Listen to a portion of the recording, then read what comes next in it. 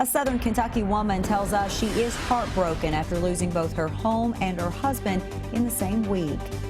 Investigators are still trying to figure out if the mountain lion that was killed in Bourbon County was a pet or if it was wild. We talked with folks at a wildlife refuge that's caring for a mountain lion about this week's events. 2014 will soon come to an end, but Lexington police say they still have some unfinished business regarding 7 of the city's homicides this year. Tracking, alerting, protecting. This is WKYT News at 6.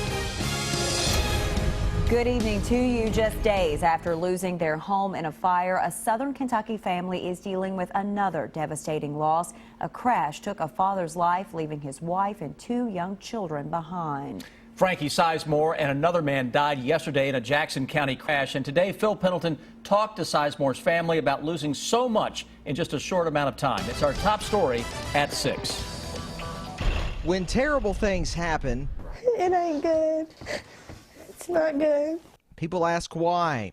Could any good ever come from this? There can't be a reason for this. Tabitha Collett is dealing with 2 terrible events. The home she and her husband shared burned down. It was Friday night. We didn't have the insurance. Then Tuesday morning, on his way home from Flowers Bakery, he died when his car collided head-on with a cattle truck. I know he's coming home from work. That's all I know. Kentucky State Police are still investigating the cause of the crash. They say at this point they're really not sure what happened. All they know is that the car and the cattle truck hit head-on, killing both drivers, leaving a wife without a husband, children without their father, and a mother without her son. He had a heart of gold. He would give you his last anything if you needed him, and oh my gosh, he loved to make you smile. He was a great father and a great provider. He was just a great person. He would give anything to anybody. Funeral services for Sizemore are set for 2 o'clock Saturday at the Britton Funeral Home in Manchester. In Jackson County, I want him to be remembered as their father and a great son. Phil Pendleton, WKYT. So if you'd like to help, and obviously they do need the help, a GoFundMe page has been set up to help the Collett and the Sizemore families. That you can find a link to that page by going to WKYT.com. Investigators say the other man killed in that Jackson County crash was Jerry McQueen. His wife tells us that she wants him to be remembered for being a loving father and husband. McQueen was a retired truck driver and farmer. We're told that he was taking some cattle to the stockyards at the time of the crash. Lake's Funeral Home in McKee is handling those funeral arrangements. Tonight, a Central Kentucky Fire Department is receiving some help after a fire truck crashed, injuring 6 firefighters. That crash happened last night on Puckett Road in Anderson County. 6 Anderson County firefighters were injured when investigators say their truck ran off the road and hit a tree. They were responding to a crash at the time. This afternoon, Anderson County's interim fire chief said that all 6 firefighters have been released from the hospital. Most of them had just minor injuries. It could have been a foot over and hit the tree square on. It could have, there could have been another vehicle there, and it would have caused another different whole situation that we'd had to deal with. Yes, it could have been a lot worse. We were very fortunate that it happened the way it did. The fire department says other fire departments have offered their help following this crash, but the fire chief says that they'll still be able to respond to emergencies even without the 6 firefighters. Those firefighters have been cleared to return to work by their doctor, but the fire chief says they'll still be given some time off to recover. It is still the most viewed and most commented story on WKYT.com tonight. Many of you are still talking about the mountain lion shot and killed in Bourbon County. Tonight, Fish and Wildlife are trying to figure out where it came from. And today, Sam Smith talked to folks at a Central Kentucky wildlife refuge which cares for a mountain lion. It's rare to find a mountain lion in Kentucky out in the wild, but one was found in a tree in Bourbon County on Monday. And for 13 years, one has been living at the Wolf Run Wildlife Refuge in Jessamine County. They're very large, very powerful animals. Investigators still don't know where the Bourbon County mountain lion came from, and they are looking into the possibility it was held captive. Savannah Massey says from her experience watching over Wolf Run's cat, they should not be pets. Massey says it's a bad idea for someone to keep a mountain lion as a pet because mountain lions are naturally afraid of people. And once they're introduced to humans, they lose that fear and could become a danger. Very, very poor choice to try and keep these animals like you would a regular domestic animal. Lab work will reveal more clues about the cat. Fish and wildlife officials killed the cat because they didn't have tranquilizers with them, and they didn't want to risk losing the animal in the night, which is upsetting to Massey and others. I wish that he had been tranquilized and relocated, or, you know, chased out of the tree somehow and let him continue on his way. In Jessamine County, Sam Smith, WKYT. Also, investigators expect to know more about where that captured mountain lion was from in the next couple of days when lab work returns. More Kentucky school districts have decided to keep students home because of illness. Anderson County schools and Lawrence County schools have been added to that list. They'll be closed the rest of the week. Bergen Independent Schools is also closed the rest of the week. Well, it has been another dreary day here with cold temperatures and those stubborn clouds around, and we'll soon have some chances for a little bit of snow. Chief Meteorologist Chris Bailey has an early look now at your forecast. Amber, we do stress the little bit of snow part of that over the next couple of days. Some snowflakes, though, a week before Christmas. Not necessarily a bad thing for many folks out there. Gets us in that holiday spirit, doesn't it? Temperatures plenty cold enough for it right now. Low 30s, 32 degrees, popular for Lexington.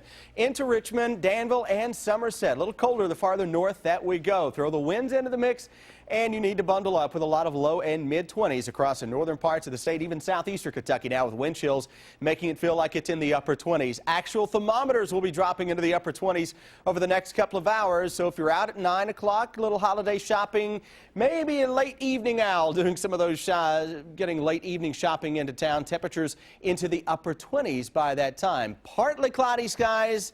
Not going to hang around very long at all. Look what is lurking to our west. That's a lot of cloud cover, a lot of moisture. That's a flake maker as we go into Thursday. It looks impressive, and it's going to look really impressive when you check back with us tonight at 11 o'clock.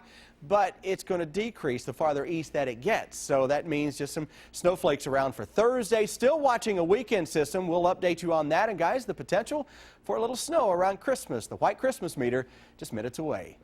Chris, thank you. With just 2 weeks left in the year, Lexington police still have some unsolved homicides in 2014. Police say they have not made any arrests for 7 homicides, and they say that's a higher number than normal. As Jordan Valines tells us, police are now asking for your help.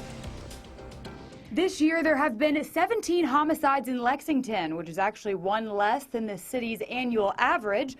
But what's way above average for this year is the number of homicides that remain unsolved. So far, that number is 7. In some of the recent cases that we've had this year, people are afraid to give us information, to come forward with leads, tips, anything that they may have in any knowledge of a case. Police tell us they put an equal amount of energy into each investigation, and the end result of an arrest doesn't always come as quickly or as easily as the public may think.